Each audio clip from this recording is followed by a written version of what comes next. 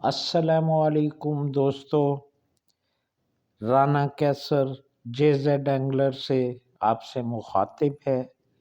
آپ کچھ دوستوں کے بڑے امپورٹنٹ سوال تھے، ان کا جواب دے رہا ہوں۔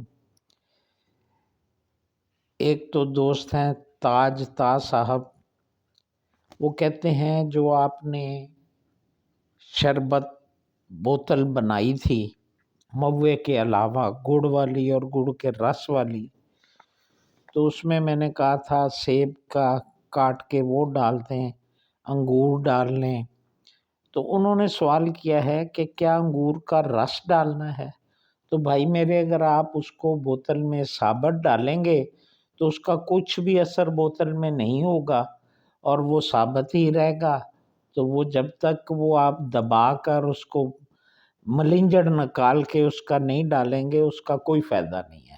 تو لہٰذا آپ یہی سمجھیں کہ وہ آپ نے انگور کا رس ڈالنا ہے۔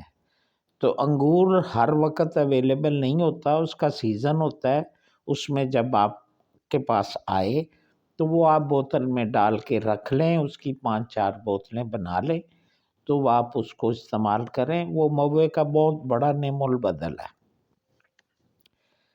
اب ایک اور دوست ہیں زبیر انصاری صاحب، ان کا سوال یہ ہے کہ جب ہم نے چرائی میں جو کھل وغیرہ ہے، اگر ان کا یہی مقصد ہے کہ کھل میں موا ڈالنا ہے تو کیا پاؤڈر اس میں ڈالیں یا نہ ڈالیں؟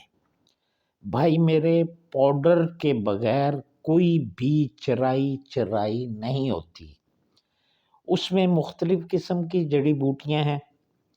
جو اب کبابہ ہے وہ نارائن کو بہت پسند ہے، اب اس میں ڈلا ہوا ہے وہ جس کو کہتے ہیں کپور کچری، اور پھر چھڑیلا یہ رہو کو بہت پسند ہے۔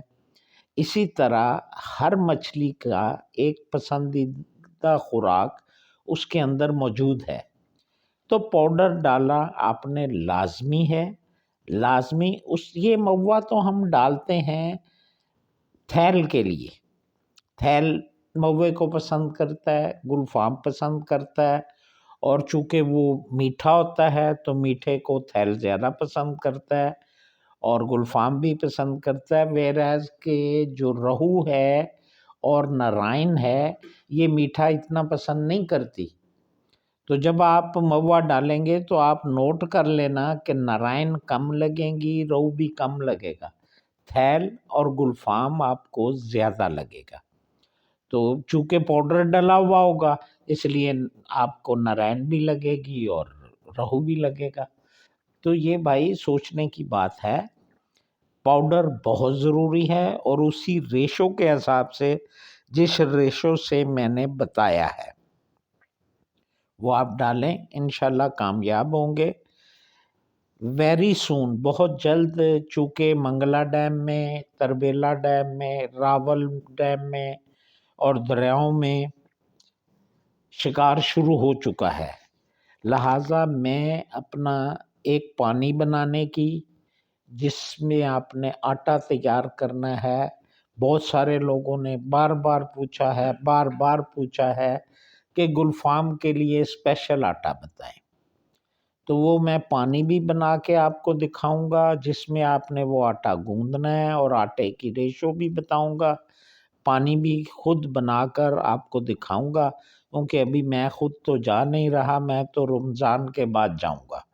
لیکن اس وقت جو ہے منگلا ڈیم، راول ڈیم اور تربیلا میں خوب شکار ہو رہا ہے، تو وہاں پانی ابھی ٹھنڈے ہی ہیں، تو اس لیے میں آپ کو وہ گلفام کے آٹے کا فارمولہ بتاؤں گا۔